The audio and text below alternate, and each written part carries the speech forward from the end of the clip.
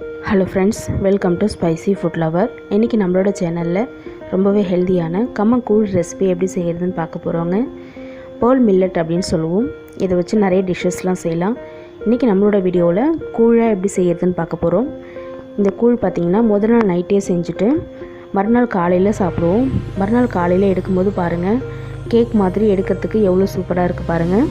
இதை எப்படி சாப்பிடணும் அப்படின்னா, கூழ் முதல் நாள் நைட்டு செஞ்சு வச்சுட்டு காலையில் இது போல் எடுத்துகிட்டு இதில் வந்துட்டு நம்ம குட்டி குட்டியாக கட் பண்ண மாங்காய், பச்சை மிளகா, ஆனியன் இதெல்லாமே சேர்த்துட்டு தண்ணி ஊற்றி கரைச்சிட்டு குடிக்கலாம். இப்போ பாருங்கள், கூழில் குட்டி குட்டி பீசஸாக கட் பண்ண 1 கப் அளவு மாங்காய் சேர்க்க போகிறேன்.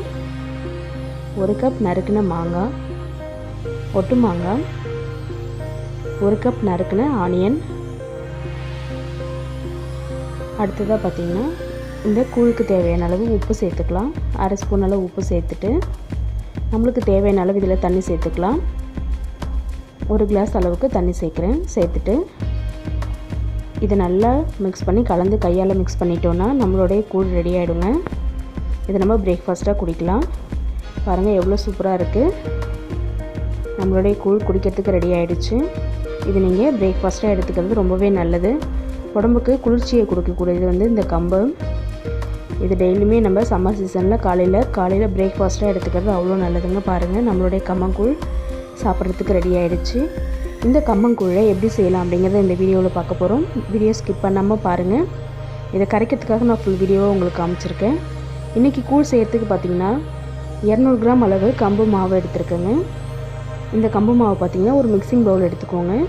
நம்ம எடுத்து வச்சுருக்கிற கம்பு மாவை அந்த மிக்சிங் பவுலில் சேர்த்துக்கலாம். சேர்த்துட்டு இது கூடவே பார்த்திங்கன்னா 1 ஸ்பூன் அளவுக்கு தயிர் சேர்த்துக்கலாம். தயிர் சேர்த்துட்டு நம்ம இதை கரைச்சி வைக்க போகிறோம். நம்ம எந்த அளவு மாவு, எந்த பவுலில் மாவு எடுத்தோமோ அதே பவுலால் 1 பவுல் அளவு தண்ணி எடுத்துக்கணும். 1 பவுல் தண்ணி சேர்த்துட்டு கட்டி இல்லாமல் இதை நல்லா கரைச்சி ஒரு 1 மணி நேரம் ஊற விட்டுடலாம். லைட்டாக புளிக்கணும், ரொம்ப புளிக்கக்கூடாது. அதுபோல் ரொம்ப புளிச்சதுன்னா நம்மளுக்கு சாப்பிட முடியாது. அதனால் ஒரு 1 ஹவர் புளிக்க வச்சா போதும்.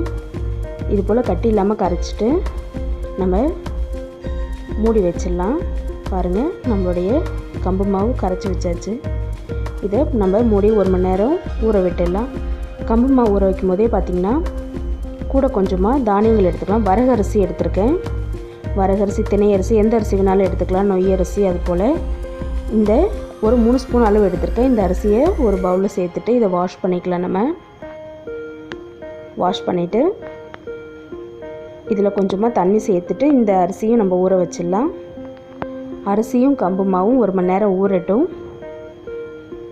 இப்போ நம்ம அரிசி ஊறிட்டுருக்கு. கூழுக்கு தேவையான தண்ணி வச்சிடலாம். ஒரு அடி கனமான பாத்திரத்தில் 2 லிட்டர் அளவு தண்ணி எடுத்துருக்கேன். தண்ணி வச்சுட்டு இதை நம்ம கொதிக்க விட்டுடலாம். தண்ணி நல்லா சூடாகட்டும். மூடி வச்சுருங்க. பாருங்கள், நம்ம ஊற வச்ச கம்பு மாவு நல்லா ஊறிடுச்சு. 1 மணி நேரம் ஆகிடுச்சு. அரிசியுமே நல்லா ஊறிடுச்சு. இப்போ தண்ணி கொதிச்சிருச்சான்னு பார்க்கலாம். தண்ணி நல்லா கொதி வந்துட்டுருக்கு பாருங்கள். இந்த ஸ்டேஜில் தண்ணி நல்லா கொதிக்கும் போது நம்ம ஊற வச்சுருக்கிற அந்த வரகரிசி சேர்த்துக்கலாம். வரகரிசி, தானியம் இது போல் அரிசி சேர்த்துட்டு சாப்பிடும்போது நம்மளுக்கு இதோட சத்தும் சேர்ந்து கிடைக்கும். நம்ம ஊற வச்சு சேர்க்கறதுனால அரிசி பார்த்திங்கன்னா 10 நிமிஷத்தில் நல்லா வெந்துடும். சேர்த்துட்டு நல்லா ஒரு தடவை கலந்து விட்டுருங்க அரிசியை.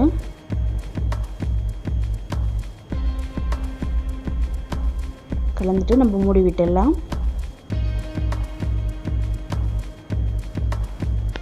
பாருங்கள், அரிசி நல்லா கொதி வர ஆரம்பிச்சிருச்சு. இன்னும் ஒரு 5 நிமிஷத்தில் வெந்துடும் நம்மளுக்கு. நல்லா கொதிச்சிட்ருக்கு பாருங்கள். இப்போ நம்ம வெந்துருச்சான்னு செக் பண்ணிக்கலாம். மெதுவாக கிண்டிட்டு அந்த அரிசி சாதத்தை எடுத்துகிட்டு நம்ம கையால் அமுத்தி பார்த்தோன்னா ஃபுல்லாக நல்லா மஞ்சிட்டு நைஸாகிடும் அரிசி.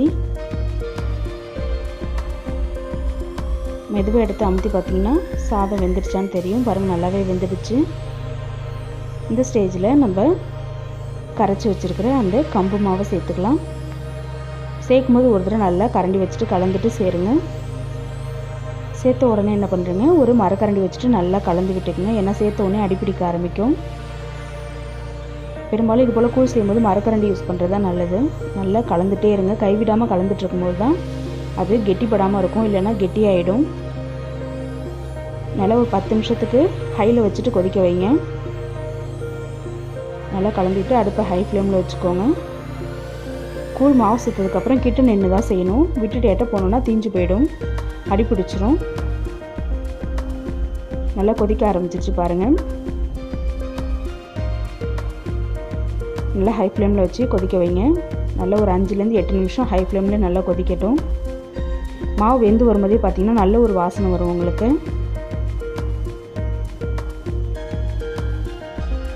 நல்லா கொதிச்சிட்ருக்கு. அடுத்ததாக பார்த்திங்கன்னா ஒரு 2 நிமிஷம் லோ ஃப்ளேமில் வச்சுக்கலாம்.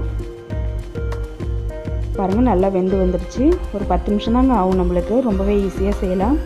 நம்ம நைட்டே செஞ்சு வச்சிட்டோன்னா காலையில் ஆறுனதுக்கப்புறம் சூப்பராக வந்துட்டு நம்மளுக்கு சாப்பிட்றதுக்கு ரெடி ஆகிடும். நம்ம ஸ்டவ் ஆஃப் பண்ணிவிட்டு இப்போ நம்ம மூடி வச்சிடலாம். இப்போ தண்ணியாக இருக்கிற மாதிரி இருக்கும். காலையில் எடுக்கும்போது பார்த்திங்கன்னா உங்களுக்கு நல்ல கூழ் கெட்டியாகிடும். மூடி வச்சுட்டு ஸ்டவ் ஆஃப் பண்ணிவிடுங்க. காலையில் உங்களுக்கு நான் காமிக்கிறேன்.